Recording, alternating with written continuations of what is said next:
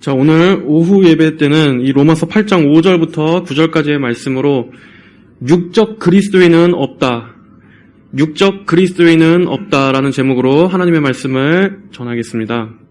자, 오늘 오후 예배 이 말씀은 오전 예배 때 다루었던 주제와도 연관이 있는 말씀입니다. 오전 예배 때 우리가 거듭남에 대해서 배웠듯이 이 로마서의 오늘 본문 역시도 핵심적인 의미에서는 거듭남과 관련이 있는 말씀입니다. 오전 예배 때 다루었던 주제와 연장선상에 있다고 생각하시면 되겠습니다. 자, 오늘날 교회에서 일반적으로 전해지고 있는 이 큰 거짓 가르침 중에 하나는 바로 이 육적 그리스도인이라는 용어입니다. 육적 그리스도인, 여러분도 이 단어를 한 번쯤은 다 들어보셨을 겁니다. 우리는 보통 이 육적 그리스도인이라는 말을 어떻게 이해합니까? 육적 그리스도인 하면 대부분은 아직 성숙한 신앙의 단계에는 도달하지 않았지만 그렇다고 또 불신자는 아닌 이 중간 단계의 애매한 신앙인으로 생각하고는 합니다. 하지만 단도직입적으로 결론부터 말씀드리자면 육적 그리스도인이란 없습니다. 그리스도인이 무엇입니까? 그리스도인은 예수님을 믿고 거듭나서 그 영혼이 살게 된 자들입니다. 그렇기 때문에 이 육적이라는 말과 그리스도인이라는 말은 서로 어울리지 않습니다. 물론 거듭난 성도라고 할지라도 여전히 그 부패한 본성이 남아있어서 성도도 때로는 육신적인 죄를 짓기도 하고 넘어지기도 합니다. 하지만 그럼에도 거듭난 그리스도인은 성경의 증거에 따르면 그는 더 이상 육체 아래에 있지 않습니다. 설령 어떤 사람이 이제 막 갓 거듭난 성도라고 어린 성도라고 할지라도 그가 중생했다면 그는 이제 육적이 아니라 영적인 사람입니다. 영적인 그리스도인인 것입니다. 하지만 오늘날에는 이 육적 그리스도인이라는 말을 빈번하게 사용함으로써 마치 두 부류의 그리스도인이 있는 것처럼 여기게 만들었습니다. 육적인 그리스도인과 성숙한 그리스도인, 아직 육신의 단계에 머물러 있는 미숙한 그리스도인과 이 신령하고 성숙한 단계의 그리스도인, 이렇게 두 부류의 그리스도인이 있는 것처럼 가르치고 있습니다. 하지만 이것은 잘못된 이해입니다. 그리스도인은 오직 영적인 그리스도인밖에 없습니다.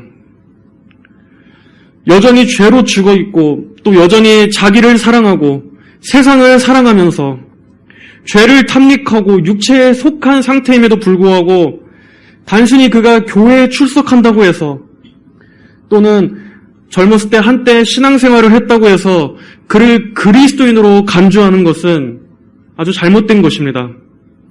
하지만 사람들은 그런 사람도 다 그리스도인이었다고 간주합니다. 다만 앞에 육적 그리스도인, 이렇게 육적이라는 말만 덧붙여줍니다.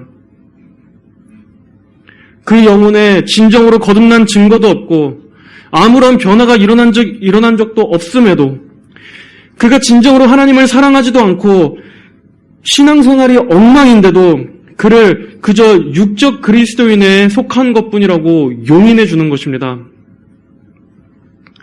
마귀는 이렇게 구원에 있어서 정말 중요한 문제를 애매모호하게 가려놔서 영혼들이 이 거짓된 믿음 속에서 포근하게 착각하다가 멸망하도록 눈을 가리고 있습니다. 이와 같은 일들의 원인에는 그동안의 이 교회의 양적 성장 중심의 잘못된 전도 방식도 한몫을 합니다. 참된 회심자를 얻기를 추구하지 않고 그저 많은 수의 인원만 교회로 안으로 끌어들이기 위해서 사람들로 하여금 쉽게 믿음을 결단하게 하고 또 가벼운 영접기도 등을 통해서 그가 그저 입으로 시인만 하면 곧바로 그를 그리스도인이라고 쉽게 받아들여줬기 때문입니다. 예를 들어 복음에 대해서 어떤 간단한 매뉴얼만 이렇게 전한 다음에 믿습니까? 네, 믿습니다. 자, 그러면 제 영접기도를 따라해 보세요. 자, 아멘, 할렐루야, 축하합니다. 이제 당신은 하나님의 자녀가 되었습니다. 이렇게 쉽게 구원에 대해서 말하는 것입니다. 하지만 과거의 청교도들은 이런 식으로 쉽게 구원을 파는 것을, 하나님의 은혜를 모독하는 것으로 보았습니다. 쉽게 신앙의 문에 들어와서 쉽게 종교 생활을 하고 한 주 동안에는 이 세상에 안주하면서 회개 없는 신앙생활을 하면서도 그럼에도 얼마든지 그를 구원받은 성도처럼 착각하게 만드는 이러한 것은 교회에 있어서 가장 큰 영적 재앙입니다. 설령 그런 사람들로 교회가 가득 차게 된다 할지라도 절대 목회자들은 그들에게 있어서 참된 믿음과 거짓 믿음의 차이라든가 또는 구원 얻는 믿음과 위선적인 믿음 사이의 구별 같은 것은 가르치지 않습니다. 그렇게 지도자나 교인들이나 모두가 다 영적인 깊은 잠에 취해 있는 것입니다. 안타까운 것은 오늘날 교회 안에 있는 대부분들이 다 이런 신앙을 갖고 있다는 것입니다. 제가 절대로 과장하는 것이 아니라 실제로 교회에서 행하는 행태들, 또 교회의 설교 내용들을 보면 과연 그들이 정말 진정으로 영혼의 구원을 바라고 있는지 의구심이 듭니다. 전하는 자나 듣는 자나 모두가 다 별로 구원에 대해서 관심이 없습니다. 그런 곳에 다니면서도 그게 문제인 것을 아예 자각조차 하지 못하는 사람들을 보면 그들이 단순히 분별을 못하는 게 아니라 아예 진리에 대해서 죽었다는 생각이 듭니다. 그런 교회는 사람들에게 이 영혼의 구원에 대해서 강조하는 것이 아니라 그저 사람들이 정서적인 쉼을 누리고 어떤 문화적인 경험들을 누리게 하는 게 마치 교회의 목적인 것처럼 모든 사역을 그렇게 꾸미고 있습니다. 일주일 동안은 이 세상 속에서 푹 빠져 있다가 주일 하루 딱 교회에 나와서 교회에서 준비한 여러 가지 감상적인 이벤트, 그러한 것들을 감상하면서 그저 정신적으로 좀 그냥 쉬고 가는 것으로 만족하는 그런 류의 신앙은 육적 그리스도인이 아니라 여전히 거듭나지 못한 신앙입니다. 더 정직하게 말하면 그는 죽어있는 상태입니다. 애초에 거듭난 적이 없는 것입니다. 성경은 결코 세 부류의 사람들이 있다고 말씀하지 않습니다. 불신자, 육적 그리스도인, 그리고 신령한 그리스도인, 결코 성경은 이렇게 사람을 셋으로 나누지 않습니다. 이 세상에는 오직 단 두 부류의 사람만 있을 뿐입니다. 불신자와 그리스도인, 육에 속한 자와 성령에 속한 자, 이렇게 딱 두 부류의 사람만 있습니다. 오늘의 성경 말씀에서도 오로지 이 두 부류의 사람만 언급합니다. 자, 5절의 말씀을 함께 읽어보겠습니다. 5절입니다. 시작. 육체를 따라 사는 자는 육체의 일을 생각하나 성령을 따라 사는 자는 성령의 일을 생각한다. 자, 여기에는 오직 육체를 따라 사는 자와 성령을 따라 사는 자만이 나옵니다. 이 두 부류 사이에 중간 단계는 없습니다.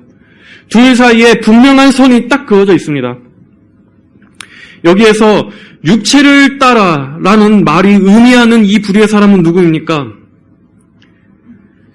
불신자들을 말하는 것입니다. 그리스도인들 중에서도 아직 덜 성숙한 자, 신앙에 있어서 아직 좀 미숙하고 어린 자가 아니라 철저히 불신의 상태에 있는 그리스도인이 아닌 모든 사람들을 가리키는 말입니다. 여기서 말씀하는 이 육체는 우리의 이 일반적인 몸을 가리키는 것이 아니라 타락한 인간의 본성, 이 타락한 인간의 이 죄성을 가리키는 것입니다. 불신자는 타락한 인간의 본성을 따라 살아가는 자입니다. 이 육체를 따라 산다 해서 이 무엇을 따라 산다 하는 것은 그를 지배하고 있는 세력이 있다는 것입니다.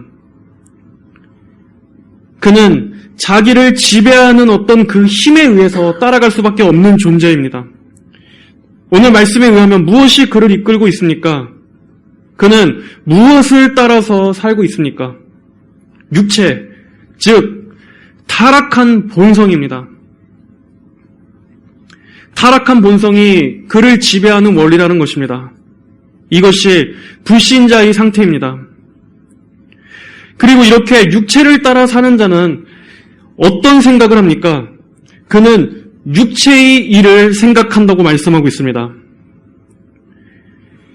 여기서 이 생각한다라는 말씀에는 중요한 의미가 있습니다.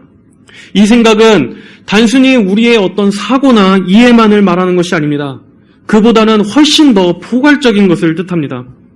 다시 말해서 이 생각은 그가 사랑하는 것, 그가 추구하는 목적들, 그의 전부, 그가 항상 쫓고 그의 마음이 항상 쏠려 있는 것들을 말하는 것입니다.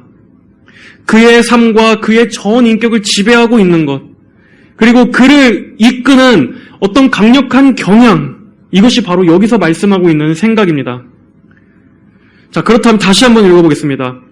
5절의 말씀은 이렇게 읽을 수 있습니다. 타락한 육신의 본성을 따라 사는 자는 육체의 일을 전적으로 사랑하고 추구하며 거기에 온 마음이 전부 쏠려 있으나 라고 읽을 수 있습니다. 이처럼 불신자는 육체의 일에 전념하고 살아갑니다. 이 육체의 일이 그에게 있어서는 전부입니다. 자, 그렇다면 그가 따라 사는 자는 그가 생각하는 이 육체의 일이란 무엇입니까? 타락한 본성에서 열매 맺는 어떤 악한 죄들을 말하는 것입니까? 자, 여러분, 우리가 여기에서 주의해야 할 것은 단순히 육체의 일을 말한다고 해서 마치 우리가 아주 어떤 심각하고 악한 죄들, 아주 정욕적인 죄들만을 말하는 것이라고 여겨서는 안 된다는 것입니다. 거듭나지 않은 불신자라고 해서 그들이 항상 악하고 정욕적인 죄들에 푹 빠져 있는 것은 아닙니다. 육체 아래에 있다고 해서 불신자는 전부 다 무슨 짐승처럼 무슨 괴물과 같다는 말이 아닙니다. 불신자는 모두 다 살인이고 모두 다 간음하고 모두 다 도둑질만 생각한다는 것도 아닙니다. 그들이 항상 술에 쩔어 있고 항상 음란한 생각만 한다는 것도 아닙니다. 오히려 불신자들 중에서도 아주 교양 있고 도덕적으로 깨끗한 사람들도 많습니다. 불신자들도 정말 인격적으로 존경스러울 만큼 훌륭한 성품을 가진 사람도 너무나 많습니다. 그렇기 때문에 우리는 불신자라고 해서 정말 그 안에 조금의 선도 없는 짐승과 같은 사람이라고 생각해서는 안 됩니다. 오히려 이 말씀은 그 불신자들 속 안에 있는 더 깊은 원리를 다루고 있습니다. 여기서 말씀하는 이 육체의 일이라는 것은 무엇입니까? 즉, 이어서 나오는 구절인 이 성령의 일과는 정반대되는 일들입니다. 성령의 일이란 무엇입니까? 하나님에 관한 일입니다. 거룩하고 성결한 삶입니다. 항상 하나님을 그의 모든 전 삶에 있어서 인정하고 하나님께서 기뻐하시는 것을 추구하는 삶입니다. 육체를 따라 사는 자들은 이러한 일들과는 정반대의 일을 행한다는 것입니다. 즉, 그들의 삶에 그 어디에도 하나님이 없는 자들입니다. 하나님에 대한 것은 그의 삶에서 찾아볼 수 없습니다. 그의 삶에 있어서 하나님과 관계된 어떤 흔적도 찾아볼 수 없습니다. 그는 하나님에 대해 철저히 죽어 있습니다. 대신 그의 모든 신경과 마음은 철저하게 이 세상에 집중되어 있습니다. 세상의 자랑과 세상의 욕망을 사랑하고 그의 모든 관심사는 이 세상과 그리고 자기 자신을 향해 있습니다. 하나님이 아닌 자기 중심, 자신이 주인된 삶, 바로 이것이 불신자를 지배하고 있는 원리입니다. 그들이 그렇게 살기 때문에 불신자인 것이 아니라 그들의 영혼이 죽어있기 때문에, 그들이 불신자이기 때문에 그렇게 살 수밖에 없는 것입니다.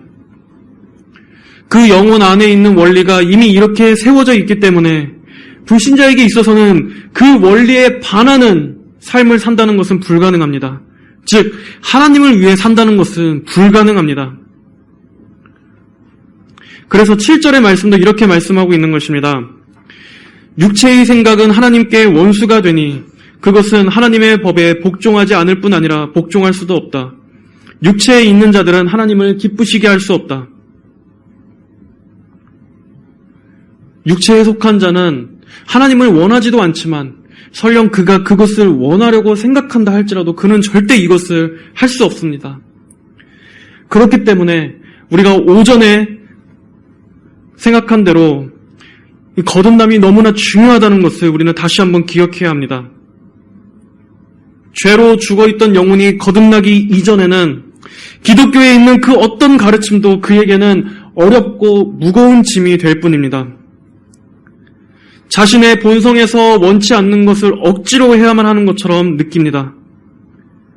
맛없는 음식을 억지로 입에 쑤셔 넣듯이 괴로운 걸 참으면서 교회에 다닙니다. 말씀의 훈계는 답답하고 올가매는 것 같습니다. 너무너무 지루하고 따분하고 전혀 흥미가 없습니다.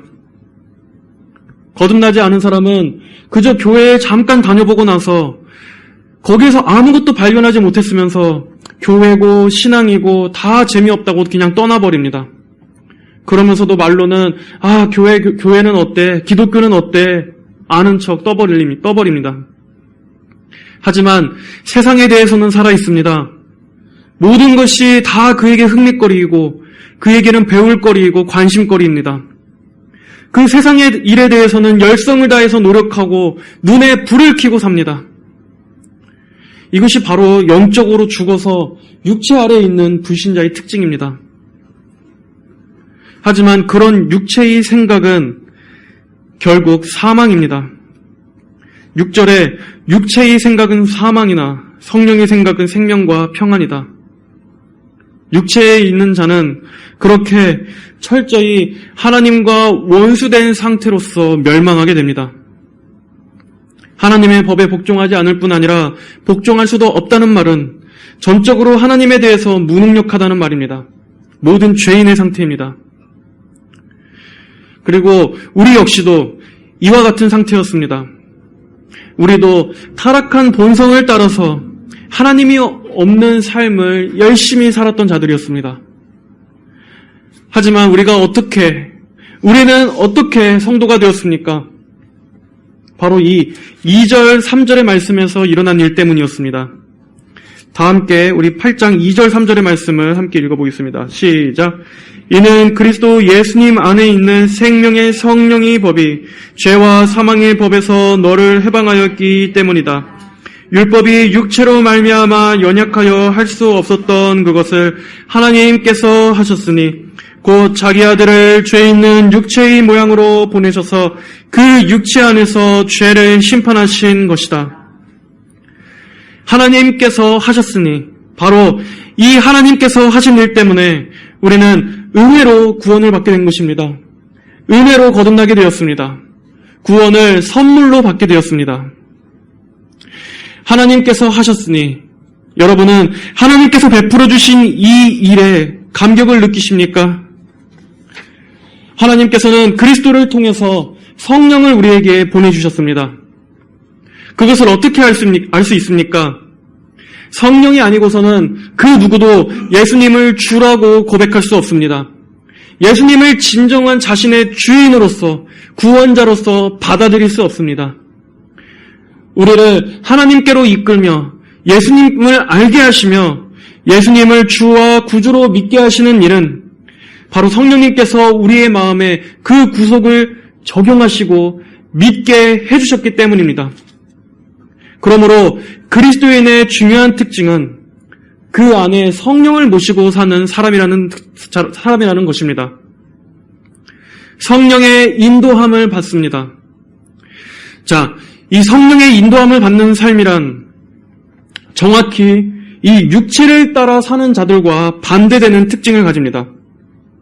5절에서 육체를 따라 사는 자는 육체의 일을 생각하나 반대로 성령을 따라 사는 자는 성령의 일을 생각한다고 말씀하고 있습니다. 정확히 이 둘이 대조되는 것입니다. 그리고 똑같이 마찬가지로 여기에서도 생각이라는 표현을 사용하고 있습니다. 자, 불신자들은 하나님이 없이 이 세상에 몰두합니다. 그들이 그렇게 이 세상에 전심으로 몰두하는 그 열심과 애정처럼 그리스도인은 이와는 정반대로 하나님께 대해 전심인 자들이라는 것입니다. 불신자들은 하나님을 밀어내려고 애쓰지만 성령이 내주하시는 그리스도인은 반대로 하나님을 가까이 하려고 애씁니다.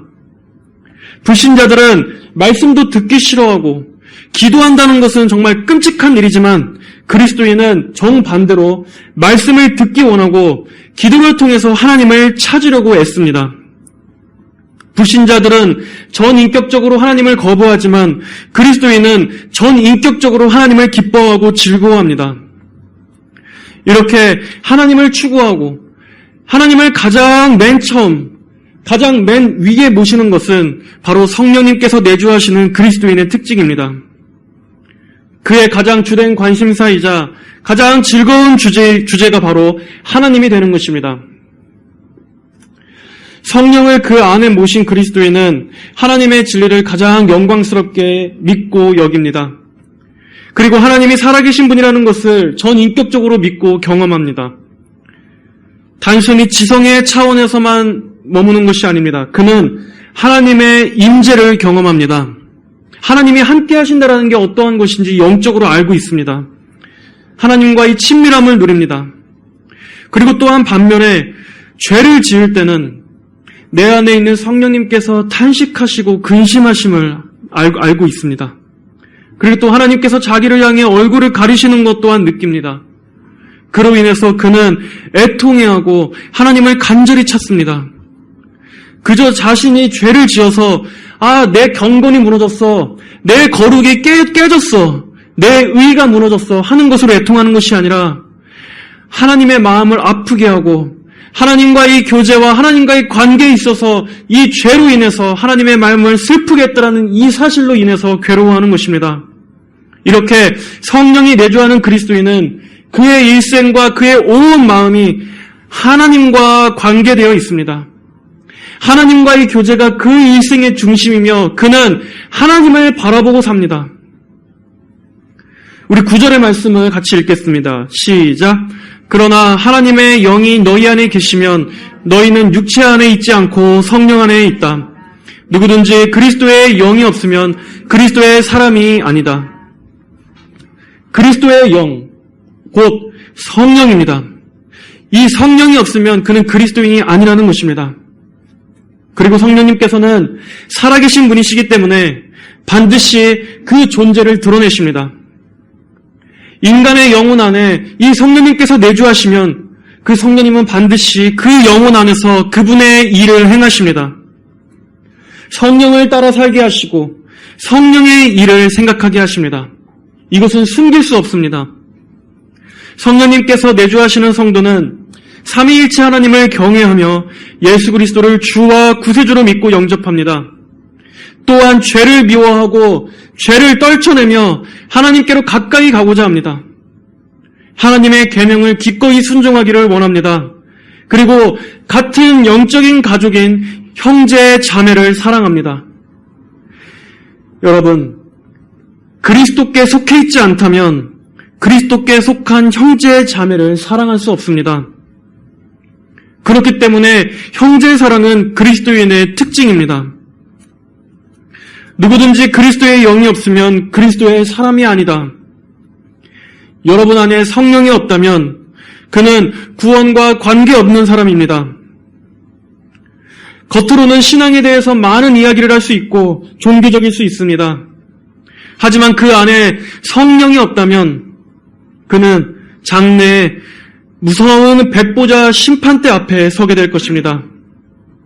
그때 그의 구원을 증거해 줄 그 어떤 위로자도 없을 것입니다.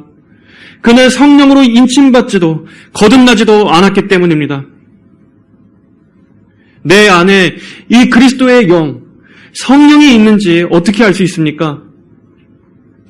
누가복음 6장 43절로 45절의 말씀을 여러분 자신에게 적용해 보시기 바랍니다.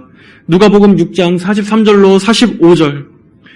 좋은 나무가 나쁜 열매를 맺지 않고 또한 나쁜 나무가 좋은 열매를 맺지 않는다. 나무는 각각 그 열매로 아나니 가시나무에서 무화과 나무를 거두지 못하고 가시덤불에서 포도를 따지 못한다. 선한 사람은 그 마음에 쌓아둔 선한 것에서 선한 것을 내고 악한 사람은 그 마음에 쌓아둔 악한 것에서 악한 것을 내어놓으니 입은 마음에 가득 찬 것을 말하기 때문이다. 나무는 반드시 그에 합당한 열매를 맺습니다. 이것은 숨길 수가 없습니다. 잠깐은 흉내내고 잠깐은 모방할 수 있지만 그의 일생 전체에 걸쳐서 지속적으로 속일 수는 없습니다. 설령 이 세상에서 끝까지 속인다 할지라도 하나님의 심판대 앞에서 그의 분명한 정체가 드러나게 될 것입니다. 나 자신이 어떠한 열매를 맺고 있는지 곰곰이 잘 따져보시기 바랍니다. 성령으로 거듭난 사람은 육체의 소욕을 따라 살지 않고 성령의 열매를 맺기 위해 힘씁니다. 성령의 사람은 하나님을 억지로 섬기지 않습니다. 세상에 강한 유혹을 받을 때도 있지만 그의 생각과 그의 취미와 그의 기호와 그의 습관, 그의 사고방식은 오히려 성령을 쫓아 살아가는 것이 더 자연스러워집니다. 죄를 짓는 게 더 불편합니다. 죄를 짓는 게 뭔가 자기랑 이제 더 이상 맞지 않는 것처럼 느껴집니다. 성령님께서는 또한 때로는 우리의 마음에 전쟁을 주시기도 합니다. 우리의 옛 육신과 변화된 속사람 사이 간의 전쟁입니다. 이 영적인 전투가 신자 안에서는 매일 벌어집니다. 하지만 그럼에도 참된 성도는 포기하지 않고 성령을 힘입어 기도하고 이 거룩한 전투에서 절대 물러나지 않습니다. 성령 안에 거하는 삶이 이 과거의 죄 속에서 뒹구는 그 삶보다 더 생명과 평안을 준다는 것을 알기 때문에 이제는 다시는 죄악된 삶으로 돌아가지 않습니다. 넘어져도 또 일어나고 힘을 내서 하나님께 전진합니다. 넘어져도 전진하고 넘어져도 일어납니다. 내 자신 안에 성령님께서 내주하시는지 그리고 내가 진정으로 거듭났는지를 아는 것은 사실 그렇게 어려운 것은 아닙니다. 물론 그 정확한 판단은 하나님만이 하실 수 있지만 내가 무엇을 따라 사는지 내가 무엇을 생각하는지 그리고 무엇이 나를 지배하는 원리인지 내가 무엇을 즐거워하는지 이러한 것들을 유심히 잘 생각해 보면 자신 안에 성령님께서 내주하고 계시는지 아니면 그렇지 않은지를 알 수 있을 것입니다. 오늘 말씀은 이 육체를 따라 사는 자와 성령을 따라 사는 자 사이에 이 분명한 차이가 있음을 말씀하고 있습니다. 그러므로 이 육적 그리스도인이라는 개념, 불신자와 거듭난 그리스도인 사이에 애매하게 걸쳐져 있는 이 허울 좋은 이 육적 그리스도인이라는 말, 이러한 개념은 없는 것입니다. 반은 불신자이면서 반은 그리스도인이거나 반은 육체에 속해 있으면서 반은 거듭난 그리스도인인 경우는 없는 것입니다.